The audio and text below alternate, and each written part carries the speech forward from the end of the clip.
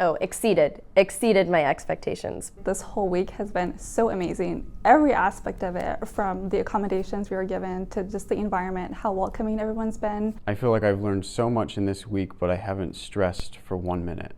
And that is something that is amazing, and that is, because of the way that this program has been built. This program covered everything.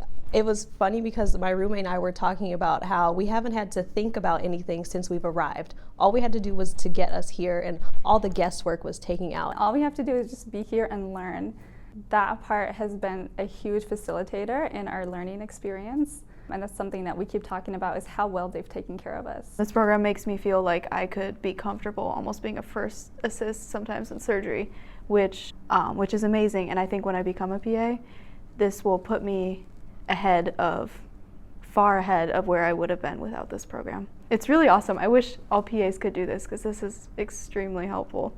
Not only the UAB name, but also all of the things that we've had exposure to and time to practice. I mean, these are 12-hour days that we've had time to really learn, practice, teach. I mean, it's just one thing after another. No complaints at all, just only high praises and thankfulness for this program for sure.